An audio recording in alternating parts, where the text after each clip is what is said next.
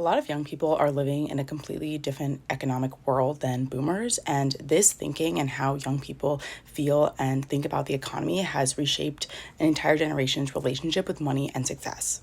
And I think the reason that a lot of young people feel this way is because they are essentially living through economic whiplash, right? Like they have been raised on the same wealth building playbook that their parents use, which, work hard, save, buy a house. But the math simply does not work anymore.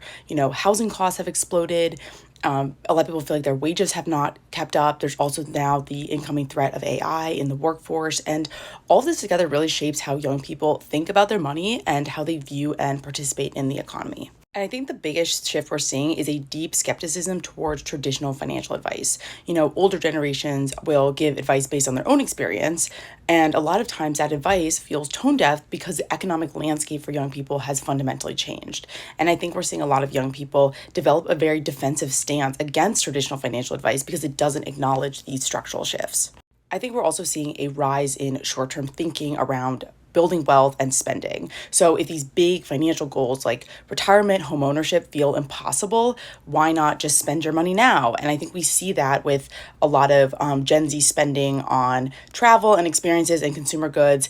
And, this might seem reckless, but I think in a lot of ways, it's a very logical, emotional response to feeling shut out of the long term wealth game. I think on a more beneficial note, I think it has also created more systemic thinking when it comes to personal finance. I think in the past, personal finance was seen as something as very individual and very much within your control. And I think we're seeing a lot of young people increasingly see some of their challenges as symptoms of a broken system, not a personal failure.